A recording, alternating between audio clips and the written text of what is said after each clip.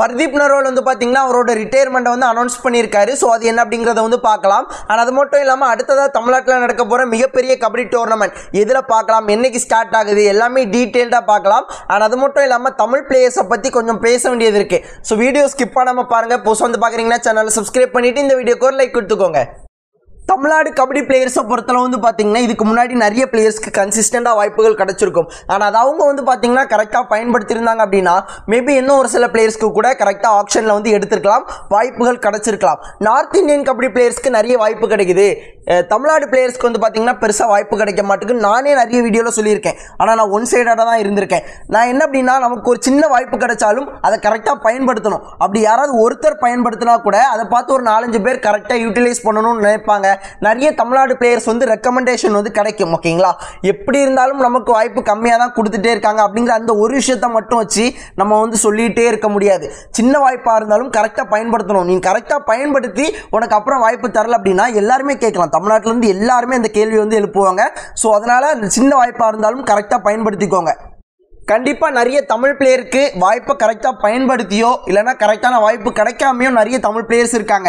கண்டிப்பாக அவங்களுக்குலாம் நடந்தது அநீதின்னு தான் சொல்லணும். அண்ட் அதெல்லாம் நம்ம வந்து கேட்கலாம். ஆனால் கிடைக்கிற பிளேயர்ஸ் வந்து பார்த்திங்கன்னா அந்த சின்ன வாய்ப்பாக இருந்தாலும் அதை கரெக்டாக பயன்படுத்திக்கிட்டால் மட்டும்தான் இன்னும் ஒரு 4-5 பிளேயர்ஸ்க்கு கண்டிப்பாக ரெக்கமெண்டேஷன் கிடைக்கும். நம்ம வந்து சீனியர் நேஷனல்ஸ்லேயும் குவாலிஃபயர்ஸ் வரைக்கும் போனதில்லை. நம்ம ஹரியானா டீம் கூட அவ்வளோ டஃப் போட்டு ப்ளே பண்ணோம்ப்பா, யூபி டீம் கூட ப்ளே பண்ணோம், இந்த மாதிரி சொல்கிறதுனால மட்டும் நம்ம டீமில் உள்ள பிளேயர்ஸை எடுக்க மாட்டாங்க. நம்ம குவாலிஃபயர்ஸ்க்கோ சாம்பியன்ஷிப் அடித்ததுக்கு சமமாக ஈடு ஆகாது. ஓகேங்களா, ஸோ நம்ம வந்து குவாலிஃபயர்ஸ் போய் டைட்டில் அடித்தாதான் நம்ம டைட்டில் அடிச்சிருக்கோம் அப்படிங்கிறத வந்து ஒத்துக்க முடியும். ஓகேங்களா, ஸோ அதனால் அந்த விஷயத்தை பற்றிலாம் ஒன்றுமே சொல்ல முடியாது. ஸோ கிடைக்கிற பிளேயர்ஸ் அந்த வாய்ப்பை கரெக்டாக பயன்படுத்திக்கோங்க.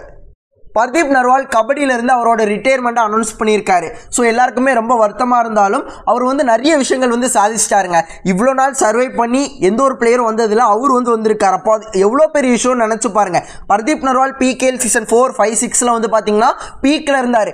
பாட்னா அப்படிங்கிற ஒரு டீம் இன்னைக்கு இவ்வளோ லெவலில் இருந்திருக்கு. அந்த டீமுக்கு ஒரு பெரிய பிராண்ட் வேல்யூ இருக்குது அப்படின்னா அதுக்கு காரணம் வந்து பார்த்தீங்கன்னா பர்தீப் நர்வால். ஸ்டார்டிங்கில் டுப்கி கிங் அப்படிங்கிற மாதிரி ஒரு பேர் வந்து இருந்துச்சு. அதை வந்து பார்த்தீங்கன்னா ரெக்கார்ட் பிரேக்கர்னு மாற்ற வச்சார். அப்போ எந்த அளவுக்கு அவரோட பெர்ஃபார்மன்ஸஸ் இருக்கும்னு நினச்சி பாருங்க. இருக்கிற எல்லா ரெக்கார்டையும் அடித்து நொறுக்கிட்டார். அது மட்டும் இல்லாமல் அந்த PKL சீசன் 4, 5, 6 அந்த காலகட்டத்தில் அந்த ஒரு 3 சீசன் பண்ண பர்ஃபார்மன்ஸஸ்னால கடைசி சீசன் வரைக்கும் சர்வே பண்ணியிருக்காரு. அப்போ நீங்கள் நினச்சி பாருங்கள் எந்த அளவுக்கு அவரோட கேமை அந்த ஒரு பர்டிகுலர் சீசன்ஸில் கொடுத்துருக்காரு அப்படின்னு. நிறைய டீம்ஸ் வந்து பார்த்தீங்கன்னா அவங்களோட டீமை ஸ்ட்ரென்தன் பண்ணுறதுக்காக நிறைய பிளேயர்ஸ் வந்து எடுப்பாங்க.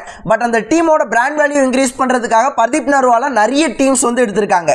இப்போ வரைக்கும் நிறைய பிளேயர்ஸ்க்கு வந்து பார்த்தீங்கன்னா ஒரு பெரிய இன்ஸ்பிரேஷனாக இருந்திருக்காரு. ஆனால் அது மட்டும் இல்லாமல் இவர் ப்ளே பண்ணல அப்படின்னா நான் கபடியே பார்க்க மாட்டேன் அப்படிங்கிற மாதிரி சொல்லி நிறைய ரசிகர்கள் இப்போ வரைக்கும் இருக்காங்க.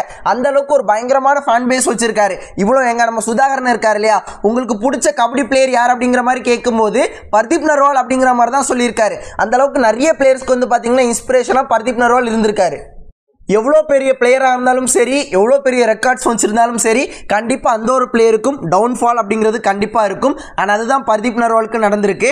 நான் கடைசி ஒரு சில சீசனாகவே ரிட்டையர்ட் ஆயிடுவார் அப்படிங்கிற மாதிரி தான் நினச்சேன். ஏன் அப்படின்னு கேட்டிங்கன்னா எல்லா டீமும் அவரை வந்து எல்லா டிஃபெண்டர்ஸும் அவரை பிடிச்சி போடும்போது ஒரு காலத்தில் எப்படி இருந்த மனுஷன் இப்போ இப்படி ஆகிட்டார் அப்படிங்கிற மாதிரி தான் தோணுச்சு.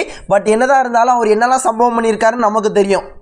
அடுத்ததாக தமிழ்நாட்டில் நடக்க போகிற ஆல் இண்டியன் கபடி டோர்னமெண்ட் கட்டக்குடியில் நடக்க போகுது. ஸோ மே 6, 7, 8 3 நாட்கள் வந்து நடக்க போகுது. ஸோ இது வந்து பார்த்தீங்கன்னா கட்டக்குடியில் தான் நடக்க போகுது. அண்ட் இந்த ஒரு மேட்சஸ் எல்லாத்தையுமே யூடியூப்பில் அப்பநாடு ஸ்போர்ட்ஸ் அப்படிங்கிற யூடியூப் சேனலில் நீங்கள் வந்து லைவாக பார்க்கலாம். இந்த வாட்டியும் கட்டக்குடியில் இந்த ஒரு கபடி திருவிழாவை மிக பிரம்மாண்டமாக நடத்துகிறாங்க. ஆண்கள் பெண்கள் 2 பிரிவிலையுமே நடத்துகிறாங்க. ஆண்கள் பிரிவிலையாக இருக்கட்டும் பெண்கள் பிரிவிலையாக இருக்கட்டும் அந்த பரிசு தொகை அப்படிங்கிறது வந்து பயங்கர அதிகம். ஆண்கள் பிரிவில் ஃபஸ்ட்டு ப்ரைஸ் மட்டுமே 3 லட்சம். ஸோ கேர்ள்ஸ் பிரிவில் வந்து பார்த்தீங்கன்னா ஃபஸ்ட்டு ப்ரைஸ் மட்டுமே 2 லட்சம். ஸோ இந்த மாதிரி பயங்கரமாக கிராண்டாக நடத்துகிறாங்க. ஸோ கண்டிப்பாக இந்த ஒரு டோர்னமெண்ட்டும் பயங்கர இன்ட்ரெஸ்டிங்காக இருக்க போகுது. அண்ட் எந்த டீம்ஸ்லாம் பார்ட்டிசிபேட் பண்ண போகிறாங்கன்னு அஃபிஷியலாக வரல. தமிழ் தலைவாஸ் டீம் ப்ளே பண்ணுவாங்களதும் கரெக்டாக தெரியல. எந்த அப்டேட் வந்தாலும் இன்ஸ்டாகிராமில் ப்ராட்காஸ்ட் சேனலில் அப்டேட் பண்ணிடுவேன். நாளைக்கு வந்து பார்த்தீங்கன்னா தமிழ் தலைவாஸ் டீமை பற்றி டீம் அனாலிசிஸ் வீடியோ எல்லாமே க்ளீனாக எக்ஸ்பிளைன் பண்ணி போடுறேன். அண்ட் இதோட இந்த வீடியோ முடிக்கிறேன். இவ்வளோ நேரம் வீடியோ ஸ்கிப் பண்ணாமல் பார்த்தா உங்கள் எல்லாருக்குமே நன்றி. இதே போல் நல்ல வீடியோவில் நாளைக்கு பார்க்குறேன். இது வரைக்கும் டாட்டா பாய், see you நண்பா.